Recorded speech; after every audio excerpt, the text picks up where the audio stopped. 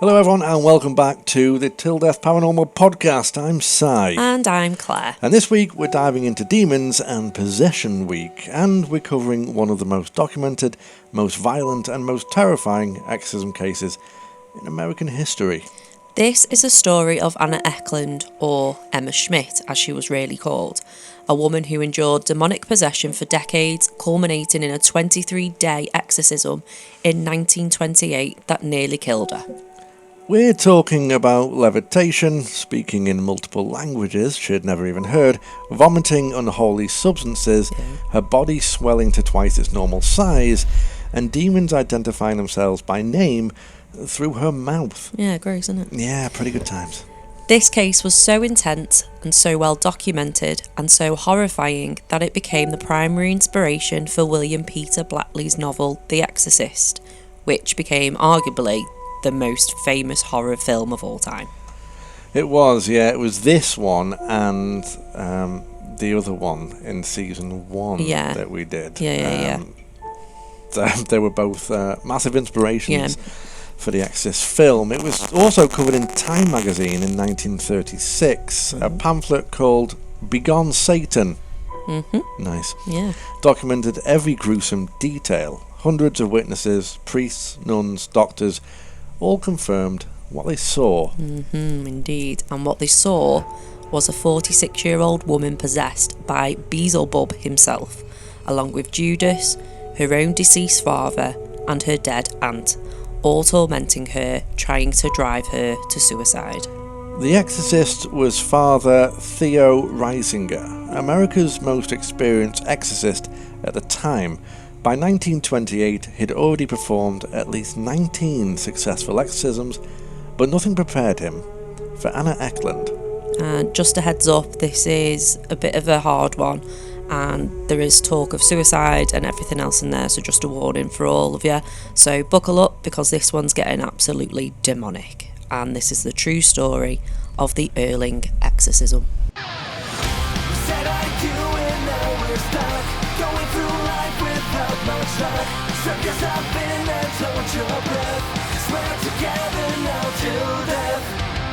Alright, so let's start with who Anna Ecklund really was. Her real name was Emma Schmidt, born on March 23rd, 1882 in Marathon, Wisconsin, though some sources say she was in Milwaukee. She was born into a German immigrant family and raised Catholic. By all accounts, she was deeply religious as a young girl, devoted, regularly attending Mass and also confession. Her father was Jacob Schmidt, and here's where things get dark right from the start.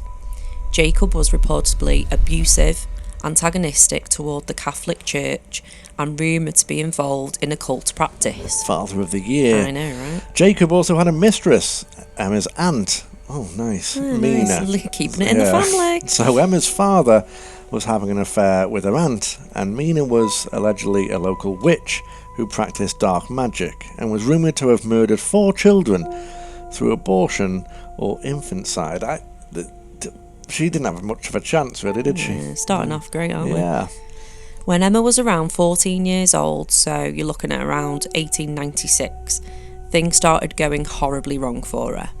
She began exhibiting signs of what the church would later determine was demonic possession. She couldn't enter churches without feeling violently ill. Holy water burned her skin. She'd start convulsing and screaming if someone tried to make her pray or take communion. She couldn't even say the name of Jesus Christ without gagging. She was plagued by disturbing, intrusive thoughts, specifically sexual thoughts that horrified her. Voices in her head constantly urged her to commit unspeakable sexual acts and try to drive her to despair. According to the account published later, Emma's father Jacob made repeated sexual advances towards her during her adolescence. He wanted an incestuous relationship with his own daughter. Emma refused him, thank God, which, unfortunately, enraged him. Ugh, horrible man. Yeah. So Jacob and his mistress, Mina, Emma's aunt, allegedly worked together to curse Emma. Emma would put spells on herbs and spices in the food she prepared for Emma, essentially trying to poison her spiritually. The goal was to break Emma's will, corrupt her soul, and either force her into submission to her father or drive her completely insane. And it was working. Emma was deteriorating mentally and spiritually. By 1912, when Emma was 30 years old, her family finally sought help from the Catholic Church. They contacted Father Theo Reisinger, a Capuchin priest who was already gaining a reputation as a skilled exorcist. Father Reisinger was born in Bavaria, Germany, on February 27th, 1868. His birth name was Francis Xavier Reisinger. Pretty cool name, actually. Anything with Xavier in it. I know, right? He came to the United States and was ordained as a priest on June 29th, 1899. By 1912, he'd already performed multiple exorcisms and was considered one of the foremost experts in America on dealing with demonic possession. Bishop Thomas Dunn of Des Moines, Iowa, entrusted Emma's case to him. And on June 18th, 1912, Father Reisinger performed his first exorcism on Emma Schmidt. The details of this initial exorcism weren't heavily documented, but according to church writings, the demons were tormenting her relentlessly.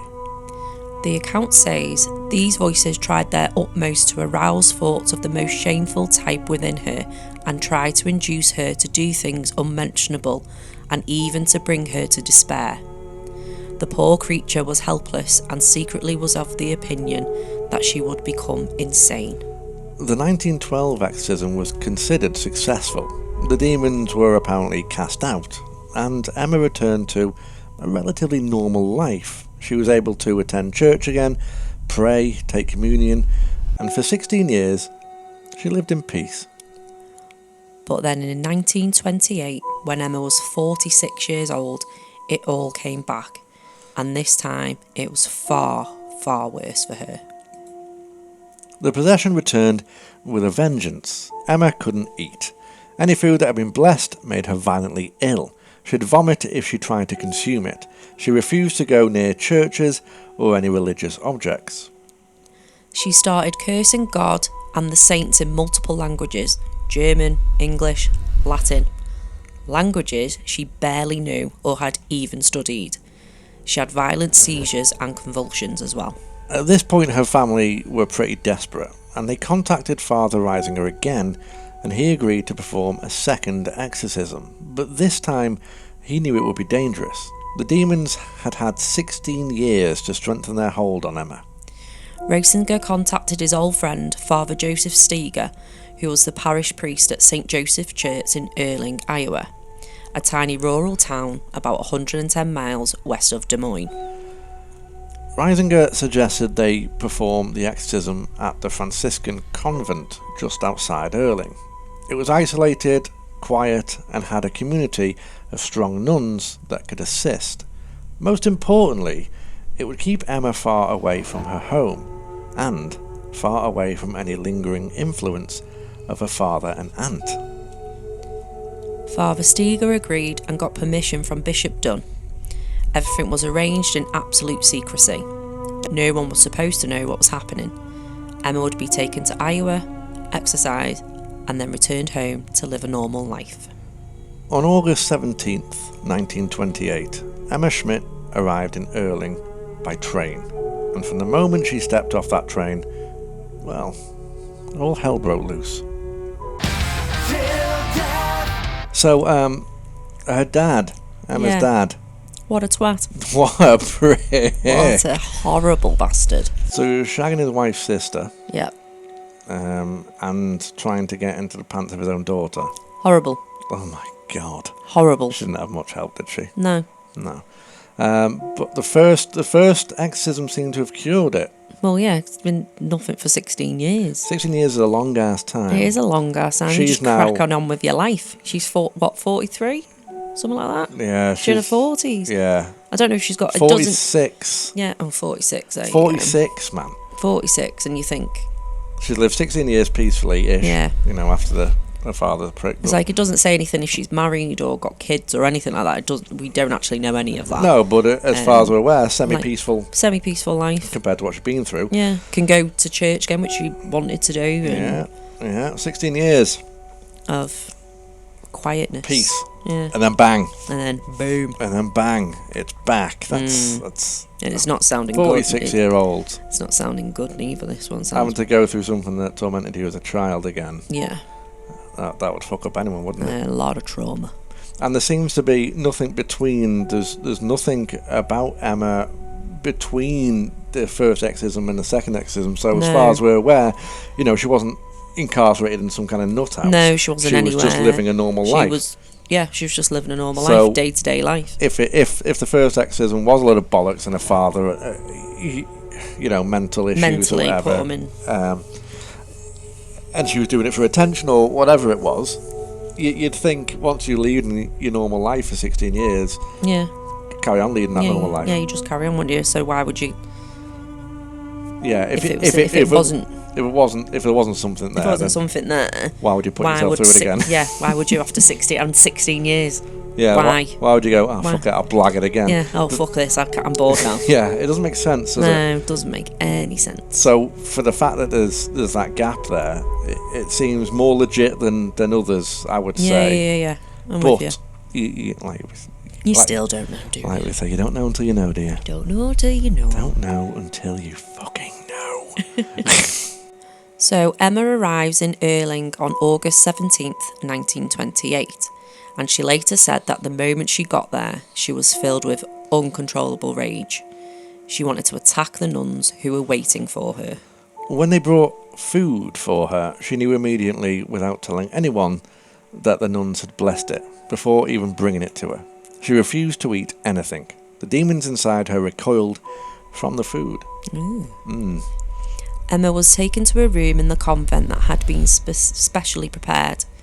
She was placed on an iron bed with a mattress, and Father Reisinger advised that her dress sleeves should be tied down to prevent any devilish tricks. Oh, we do love an iron bed. Yeah. Sounds comfy. The strongest nuns in the convent were selected to stay in the room with her, to physically restrain her if needed. Everyone suspected the demons might try to attack Father Reisinger during the ritual, and that is, I assume, because he was the one doing the exorcism and the one that did the first one. Yeah, and did the first one. So they knew that if he's doing it again, he has power. Who knows? Yeah. On August 18th, 1928, the exorcism officially begun.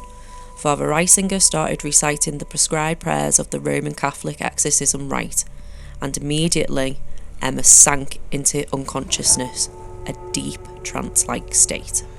But then things got absolutely insane. Crazy. But before that, we want you to like and subscribe to the Till Death Paranormal podcast. We do. We do, because otherwise I won't continue. I'll just stop right now. Why? Shh, you meant to stop right now. Oh, sorry. The whole, I'm trying to make them. I'm stopping. Okay, I'm going to assume that you've already pressed the subscribe button now, okay? Otherwise we'll do it again, and we'll keep doing it. Unbelievable.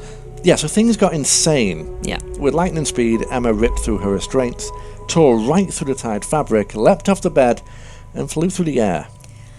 Oh, this bit gives me the heebie-jeebies now. So, she landed high above the doorway and clung to the wall like a cat.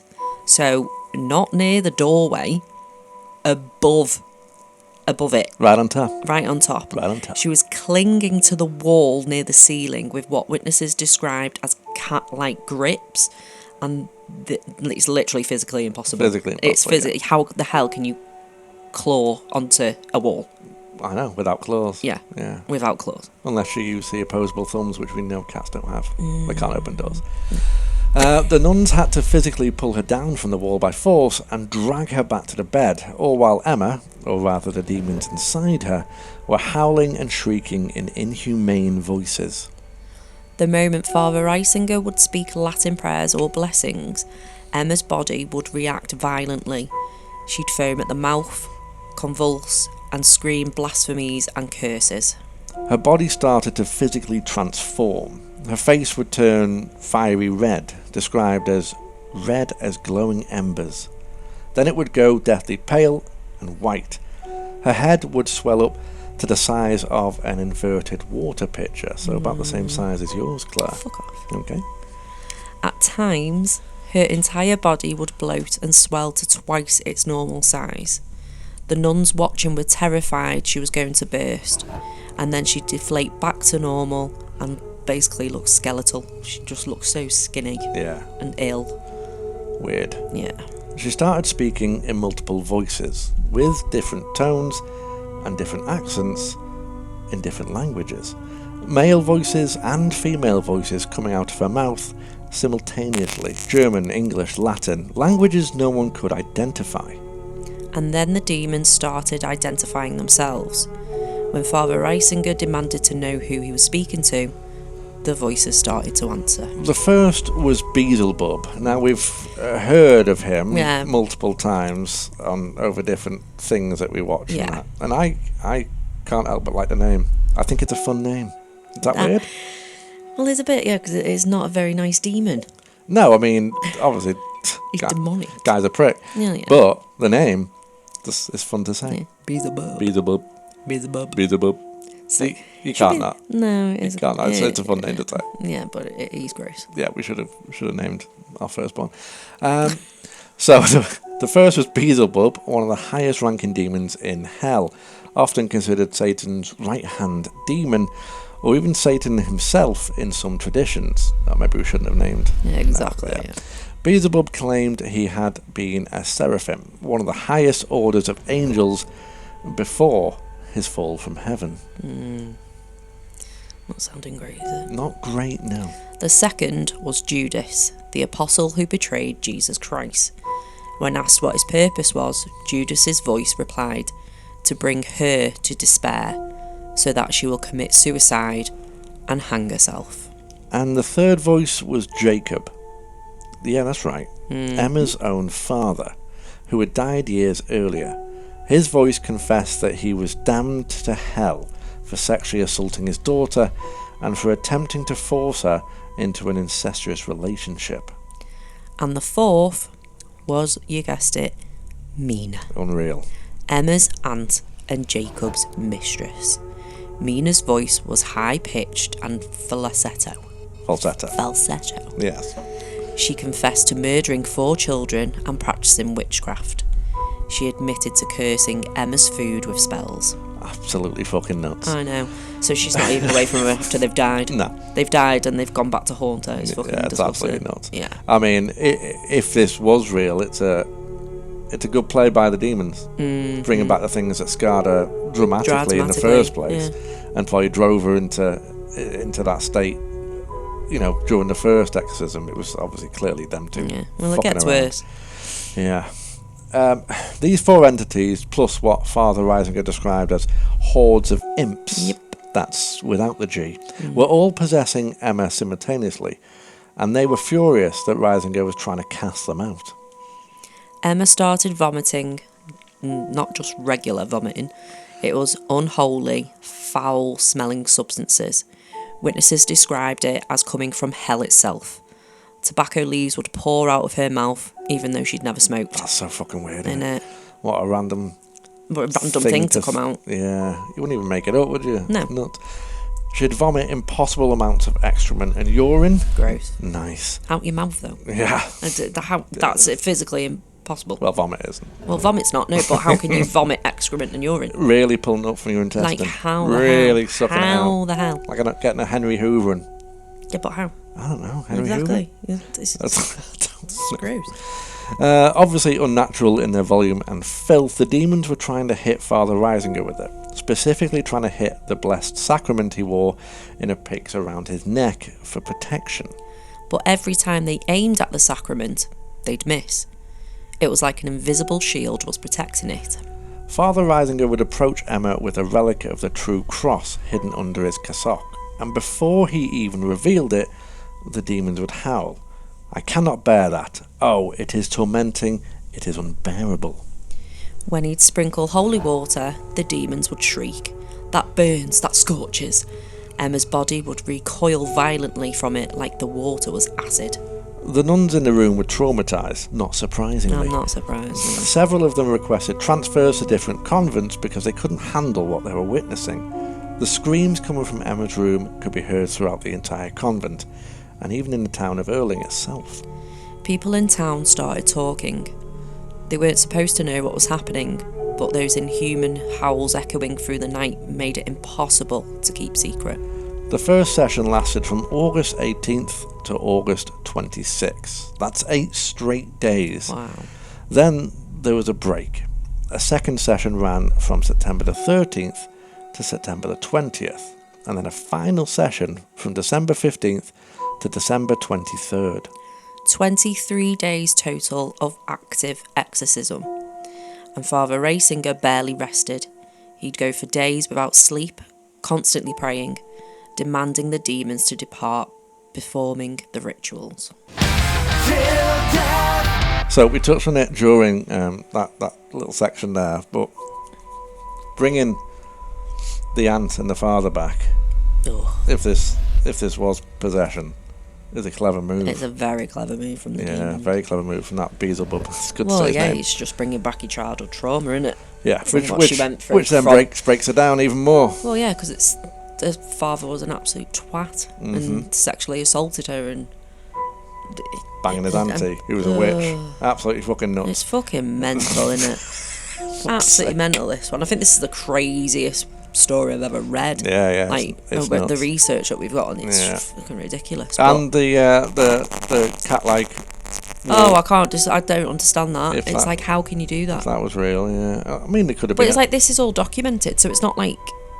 I mean, they could have made it up, but I can't see a priest making it up.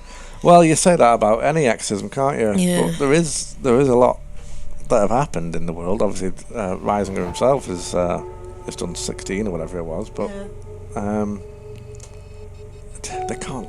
Something's not. Maybe it is mental health sort of thing, but Yeah, but for stuff like clinging to walls, and I still don't understand the language thing. And I know there's a thing that you can start speaking different languages, even though you never heard them. Yeah, but you don't or just learned them. stop. Because obviously this is just during the possession that she speaks some different languages. Yeah, I know. Do you know and what I I mean? get that. Because it's like there is that medical thing where something can happen in your brain where you can speak languages that all of a you've sudden never even speak learned. French Yeah, and shit, there's which I that. still think that's fucking baffling. But and yeah, how? But that happens. But then how can she be doing it with 4 different languages? yeah, that's. Do nuts, you know what I isn't it? mean? You can't be doing it in 4 different. And they're only that, like, we've got more to go over at the minute, but And in different voices yeah, and stuff like that. do It's it in very different weird. voices, different. I mean, you can put a voice on, but Yeah, but to not the extent that not to the extent of this. It's and like, happening here, how can yeah. you vomit excrement and urine? I don't know, but you're gonna have a bad breath, aren't you, after it? Oh yeah. Fucking hell, But- grab a mint. But she's that ill, she can't eat. She can't have a mint then, So can obviously she? that's eating I mean, disorder. she could have a chuddy. That's obviously an eating disorder. But then it's like, how the hell can your body bloat twice its size and then go back? Water retention. Well, I know, but twice your size. It's like, Lots of water retention. because it's in a fit, because it was a face and a stomach. It's like, there is water, like, you can have problems with water retention. You can. I know, that's why I said it. But to the extent that where they're saying it's massive, And then all of a sudden you shrivel down to your Yeah. skeleton, that's not possible. yeah, that's weird, isn't it? Yeah. Very strange. And Very the tobacco strange, leaf thing. That's what I mean. You can't really make that shit up. She's not a smoker. Yeah, but you wouldn't be But you won't choking be him up anyway, would you? But No. I just don't understand. Like, if you're gonna make something up, like, oh, something came out of her, you Why wouldn't. would you say tobacco leaves? Isn't that weird? Yeah. So I don't know. Strange one, this one. It is strange, but Yeah. if you like the strange and the weird and the supernatural and even UFOs, UFOs? yeah, Really? Okay. then you want to hear from our sponsor. Alright, before we continue this episode, here's a quick word from our sponsor and friends over at Haunted. This is actually really cool. So Haunted is a new map-based app for paranormal lovers. You open it up and it literally shows you haunted locations near where you're sitting right now. Right now, yeah, it's like Google Maps but for ghosts. So you can read about each location, see other people's experiences, and even share your own encounters. They're currently live over on Kickstarter, so if you want to help bring it all to life and maybe find out if your street's hiding something spooky, Okay. go check it out. Just search Haunted on Kickstarter or hit the link in the show notes. Trust us, it's one of the coolest paranormal projects we've seen in ages. Super duper cool. I know, super duper cool. Super Back duper cool. to the episode, Claire. Here we go. Beautiful. Yeah, so as I said, if you're into paranormal stuff, then obviously check out Haunted, because they are working on something rather cool. Yeah, mate, I'm looking forward to it. I know. So yeah, we should be getting a sneak peek soon. I hope so. We're just waiting. Get yourself over. Yeah, go and help them over on Kickstarter, because it's got to be really good for us paranormal people. It is, yeah. It's If you're into it, then you can just literally go on it and have a look what's local. I can't wait. Yeah, it'd be cool as well. I can't wait. So let's carry on, shall we? Let's carry on. So we are now deep into the exorcism. It's been months of this, these intense sessions with breaks in between, and Emma's body is absolutely deteriorating. She still refused to eat anything because all the food had been blessed, so she was starving at this point. She was vomiting constantly. Her body was being tortured by the demons that live inside her. Nice. Father Reisinger by this point had aged dramatically. Witnesses said he looked like he'd aged 20 years in just a few weeks. He was exhausted, spiritually drained, but he refused to give up. Good on you. Yeah, you got to, haven't you? You got to, you know, you're a man of the cloth and all that. Yes, he's doing well, bless him. During the exorcism sessions, Emma exhibited what can only be described as supernatural knowledge. She could list the childhood sins of the nuns in the room, private sins they'd never confessed to anyone except to God. Oh my God. She'd speak about events happening miles away in real time. That's nuts. She'd answer questions posed in Latin, even though she'd never studied the language. The demons were revealing information that Emma couldn't have possibly known. At one point during the ritual, Father Reisinger and others present had a vision, and this is documented in the Begone Satan pamphlet. And they saw hell itself. They witnessed what was described as the powers of hell: demons, tormented souls, fire and darkness. It was the only documented case of exorcists having a vision of hell during an exorcism ritual. Emma's body continued to transform in disturbing ways. Her lips would swell grotesquely. People are doing that. People are paying for that now. Oh, no, right? Yeah, weird. Her face would distort beyond recognition, and they're paying for that too. And her eyes would bulge out of her head. They're not paying for that yet. No, mine do that on its own. They're not paying for that yet, but never say never. Yeah, but mine do that on its own anyway. You've just got massive eyes, My that's eyes why. are massive and a massive head. Massive head. Just Massive head and massive head. They've got to fit the eyes in, haven't they? I know, right? Yeah. And apparently the smells, the room reeked of sulphur, Demons.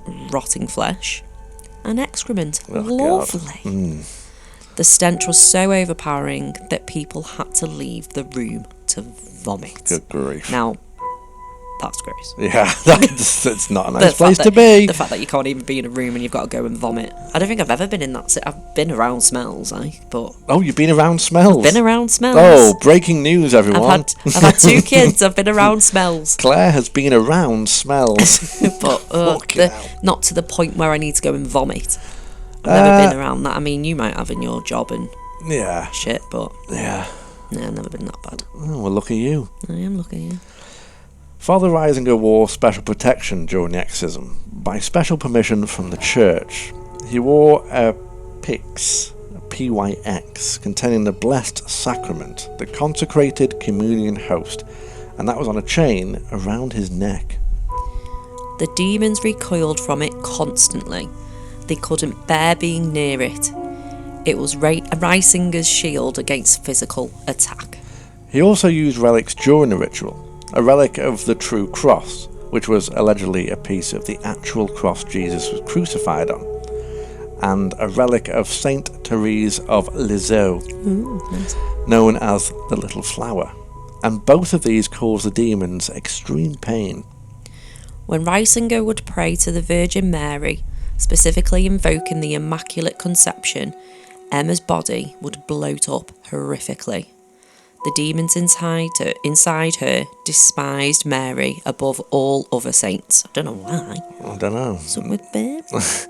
The prayers to Saint Michael the Archangel, the warrior angel who cast Lucifer out of heaven, caused violent reactions. The demons would scream and curse Michael's name. Michael's evil sometimes. That's on Supernatural. That is on Supernatural, it's not evil. By December 23rd, 1928, the final day of the exorcism, everyone was exhausted. This had been going on for months, and Father Reisinger knew this was the last chance. He gathered all his strength and commanded the demons one final time. In the name of the Father, the Son, and the Holy Spirit. Through the intercession of the Blessed Virgin Mary, he ordered them to depart to hell. And then Emma let out a final earth-shattering scream. She shrieked the names of all the demons possessing her: Beelzebub, Judas, Jacob, and Mina. And then one final word: hell. She screamed hell, and then collapsed onto the bed, completely limp and motionless. The room fell silent. After months of screaming, howling, cursing, blasphemy, there was suddenly just silence. The oppressive presence that had filled the convent was finally gone. Father Steiger's housekeeper, Teresa Verga, who witnessed almost the entire exorcism, later gave testimony. She said, "I was a witness to almost the whole period of the exorcism, and I can truthfully say that the facts mentioned in Begone Satan are correct. Some of the scenes were even more frightful than described in the booklet." She added, "There is not the slightest doubt in my mind that the devils were present, and I will never forget the horrible scenes, vile, filthy, and dirty, as long as I live." Slowly, Emma opened her eyes, and for the first time in months, she was herself again. Her face was peaceful. She looked up at Father Reisinger and whispered, "My Jesus mercy, praise be Jesus Christ." She was 3. After decades of torment, first as a teenager, then in the 1912 possession, then 16 years of peace, and then this brutal 1928 exorcism, Emma Schmidt was finally free of the demons. She wept with relief. The nuns wept, and Father Reisinger, exhausted beyond measure, collapsed into a chair and offered prayers of thanksgiving. Emma was kept at the convent for a short time to recover. She was emaciated from not eating and traumatised from the experience, but spiritually liberated. Multiple doctors had examined her before and during the exorcism. All of them concluded she showed no signs of mental illness or physical abnormality. She was, in the medical sense, completely normal. Which made what happened to her even more inexplicable from a scientific standpoint. How does a perfectly sane, physically healthy woman levitate, speak languages she'd never even learned, exhibit superhuman strength, and demonstrate supernatural knowledge? How? Well, the church's answer was clear: demonic possession. And Father Reisinger's exorcism had saved her soul. That was a bit intense, wasn't it? That was intense, yeah. A lot happened there. Yeah. Some of it just can't be explained. Yeah. And there's this many witnesses. There's that many witnesses, and they had doctors there as well. They who can't said she all was, be in on it. she was sane. They can't do you know all what be I in mean? on it, though. Yeah, Do you know what I mean? she wasn't. There was nothing wrong with her at all before. Medically, nothing wrong with her. No. In multiple doctors' eyes. So it's just odd, isn't it? Yeah, it's a weird one. Because obviously back then mental health wasn't really established thing. Women used to get sent to mental hospitals for when they were on the period. Yeah. Back in the day. So maybe that had something to do with it, the doctor's knowledge, Yeah. or limited knowledge, Yeah. maybe, as well, but if it's a doctor of the church as well, it's like depends what doctors and that, if they were of the church or whether they got them as a separate well, thing. it said multiple doctors, so yeah, so it's not even just the one. They can't all have the same. Yeah, they all said she was okay, Yeah. the things like the supernatural knowledge that she had, the languages. There's a lot going on in this one. Yeah, you can't fake that. And I knowing don't think so, no. knowing the nuns' sins. Now you see that kind of thing on films like The Exorcist and other exorcism things where the demon knows stuff. Yeah. About the person's or people's past that are in the room, etc. Yeah. And this is exactly that, isn't it? So obviously you know where these films get their info from and get their ideas, but it's like stuff like that. They've only... There's not a chance you will know some random nun's past sins. Well, no. Well, there's not, no, because they've said they've only ever told God. Yeah. About their sins for forgiveness. Well, they're nuns, so they're not going to tell people. They're not going to tell people. Look good. They're not going to go. Yeah, exactly. So weird one. Yeah, there's a lot going on. There's a lot going on. So after the exorcism concluded on December 23rd, 1928, Emma Schmidt returned home to Wisconsin. Her identity was kept secret to protect her privacy and allow her to live a lovely, normal life. And just in time for Christmas. And just in time. Good times. The Catholic Church used the pseudonym Anna Ecklund in all official documents and publications to protect Emma's real identity. Some sources also called her Mary or Mary X. For a while, Emma lived quietly. She attended Mass regularly, took communion, prayed, all the things she hadn't been able to do during her possessions. She worked as a housekeeper and supported herself through domestic work. However, there's conflicting information about whether she remained completely free of possession. Some accounts claim she experienced mild symptoms, occasional aversion to religious objects, for a few months after the exorcism, before they fully subsided. But there's another account written by Jesuit priest named Father F.J. Bunce in 1934 that tells a very different story. This pamphlet was based on Father Raisinger's own written account of the events. According to Bunce's account, Emma's possession actually resumed in 1929, just months after the famous exorcism, and Father Reisinger was apparently still performing regular exorcisms on her when the pamphlet was written in 1934. This version also claims that Emma wasn't just being possessed by demons. She was receiving frequent messages from the heavenly visitors, the Virgin Mary, Jesus Christ, the Archangel Michael, and numerous saints and angels were supposedly communicating with her. However, this account was never approved for publication by the Catholic Church. It was deemed too controversial, too sensational, so it remained suppressed all the way up until 2020, when it was finally published in the Penguin Book of Exorcisms, believe it or not. Wow. I know. The official church-approved version of events comes from Father Carl Volg's pamphlet Begone Satan, a soul-stirring account of diabolical possession in Iowa, which was written in German in 1935. Father Celestine Kapsner, a Benedictine monk from St. John's Abbey in Minnesota, translated Vogel's work into English. The pamphlet received an imprimatur official church approval from the Diocese, whatever that is, of Sioux City, shortly after publication. And that pamphlet became a sensation.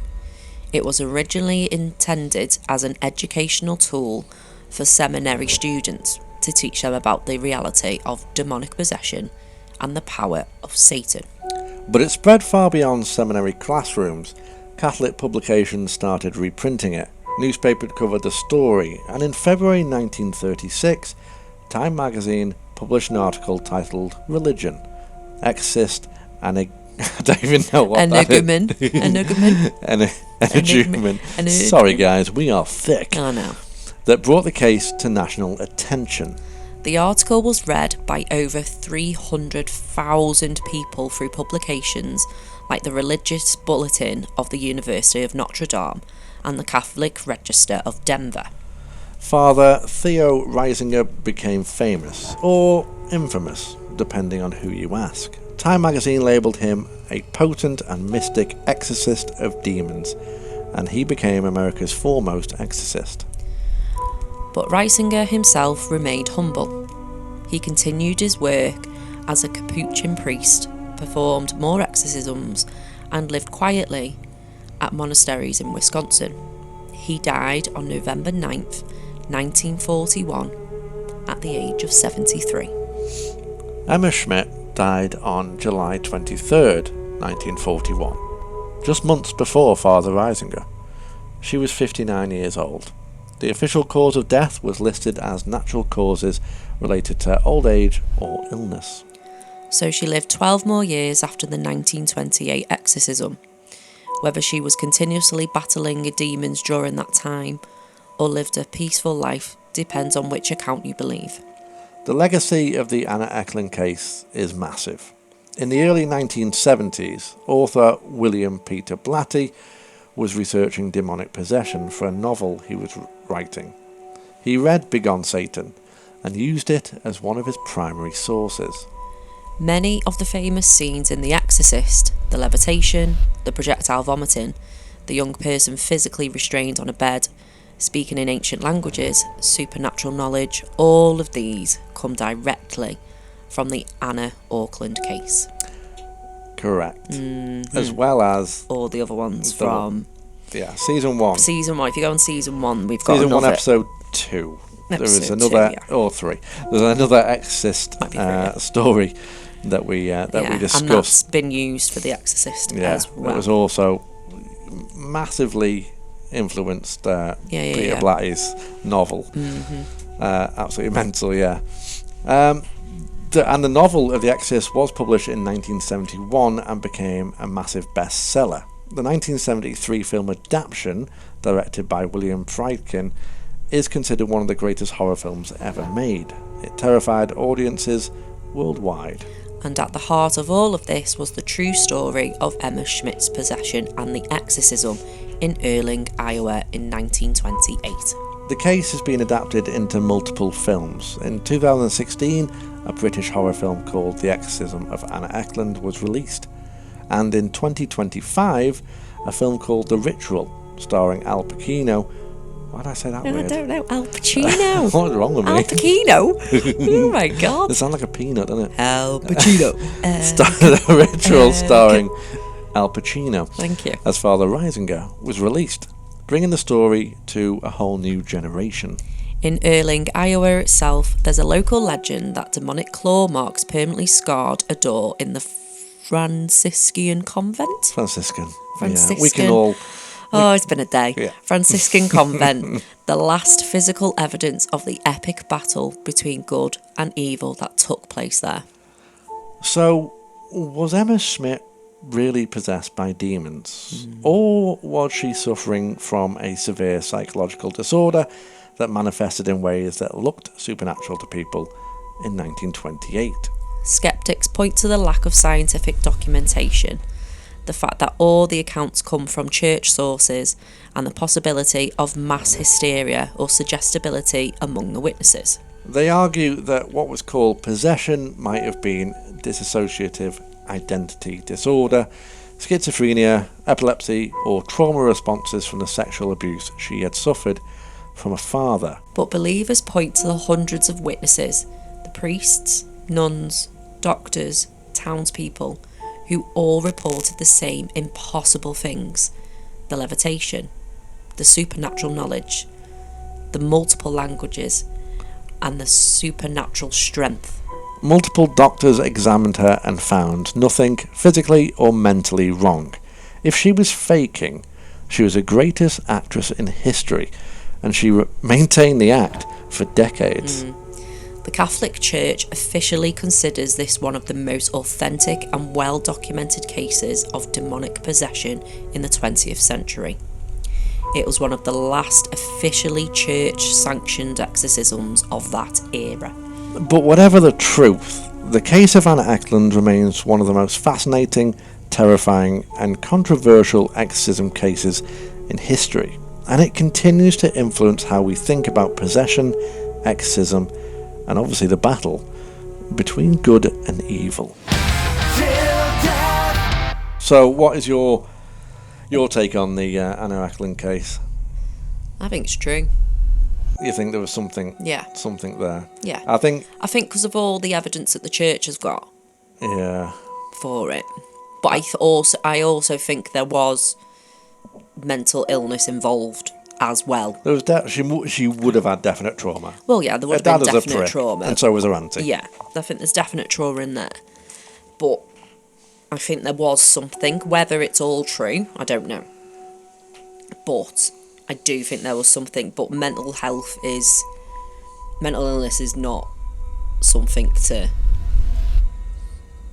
like, back then it was hard to understand it, and even now it's hard to understand. Yeah, of course. But it's like you do have them voices, like, because I've suffered with mental illness. You have, yeah. And I've had them voices that tell you that you're no good, and I don't think it's a demon. I know it's in my head. I know it's a mental illness. Yeah. So it's like. But I've never heard you speak like a. No, I've never spoken in 4 different languages. I've never bloated up to the size of whatever and then gone down to a skeleton, and I've never not been dieting over the years. You have. Very funny. But do you know what I mean? I've never, like, there's none of that involved in it. No, I think there's a line that needs to be drawn between what's mental illness and what is supernatural. Yeah. In a way. Yeah. Because, like you said, you suffer from mental illness. Yeah. And you have voices. Yeah. Okay, fine. People suffer with that. Yeah. But then they don't start spouting out Latin. No. And even if you got a severe mental illness like schizophrenia or like split personality, something like that, there's still nothing like that. There's no, I suppose someone could have schizophrenia, and someone could have that other weird thing that makes you know languages somehow, and they could be all mixed together. But the knowledge that she had, the knowledge of there's just too much in this. There's too much in this, like the knowledge that she had on things, and the amount of different languages she spoke. Like, granted, she had the German background, so she's probably picked up a few German. I would have thought so, some of the German language, but then Latin she's never, ever done. Well, it's dead, isn't it? It's a dead language. Well, it is now, but back then it probably might have been, but it wouldn't have been taught that much. It would have been more in the church faith. Like, do you know what I mean? Yeah, it would have been for the exorcisms and stuff. Like, it would have been more that, so it wouldn't have been said on Sunday service. Do you know what I mean? So it wouldn't be something that she was around. But yeah, I do think there's some truth to it. And that, but it's a hard one. Again, like we always say, it's one of them. You're going to have to see it to believe it, aren't you? Unfortunately, this is one I kind of believe in. I think this is more believable than the ones than some. Yeah, definitely. I completely agree with that one. I think some people take it over the top. Like, we've seen some videos, like people still doing exorcisms now. And it's just like, it's just for TikTok, it's just for... it's just for bloody likes and stuff, so it's not real. But it's like, it's annoying because those ones are taking over from the actual ones that are.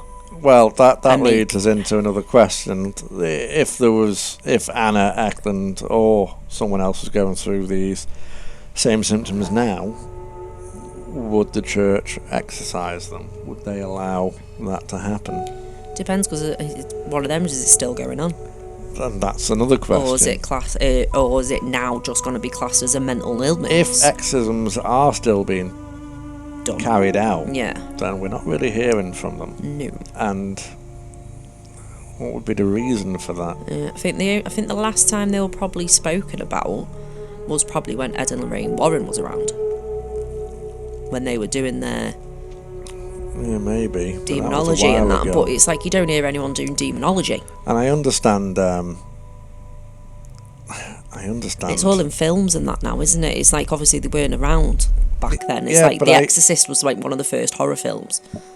I understand they want to keep things quiet and to protect people and stuff. Yeah. But on the flip side of the church's point of view, they obviously want people to believe in God See, this is what I didn't get about that last bit. So why? It's like they were wouldn't- fine doing a pamphlet on Satan and saying about Satan, but not the but then not about that she was hearing things about angel from up top. Yeah, from Mary and stuff like that. But then you notice that in films and programs as well. It's like there's never much spoken, well, apart from Supernatural, obviously, but about the good. Yeah, because the bad's always more entertaining. The bad's always spoken about. More entertaining, isn't it, for screen? But if you were the church and you were still performing exorcisms, and they may, as far as we know, that they keep things quiet. But why do they keep things quiet?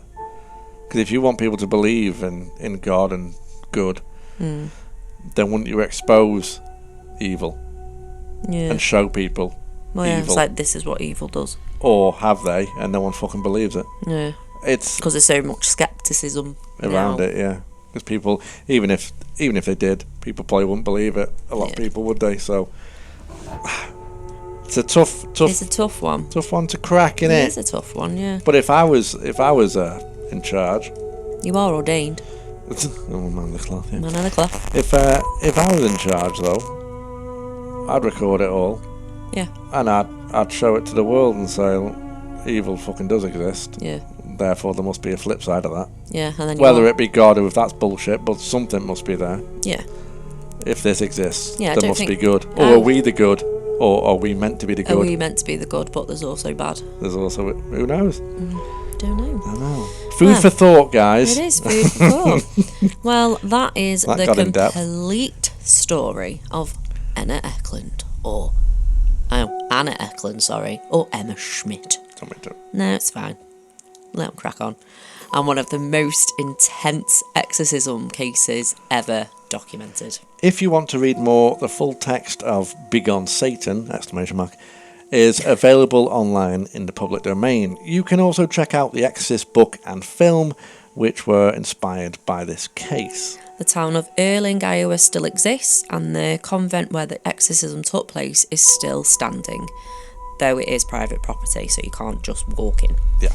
But the legend lives on in that small community. So make sure you're following us on all our social media for any updates, behind the scenes content that we will eventually get round to doing. Sorry, we've just had a lot going on. Yeah, there's a lot happening. And let us know what you think. Do you believe Emma was possessed by demons, or was it more psychological? And if you're not already subscribed, please subscribe to us at Till Death Paranormal Podcast. Hit that button, and we've got more demons and possessions coming next time. And also don't forget to rate and review us on whichever platform you're listening to us in your ear holes. Yes, please. It really helps other paranormal fans to find us as well, and share us to your friends. Not in a weird way. Yeah, not in a weird, way. And don't forget to join our Discord community, Till Death Society, by using all the links in the description box below. And all our socials, guys, please. Thank you very much. Thank you. And just remember, not all stories have an end.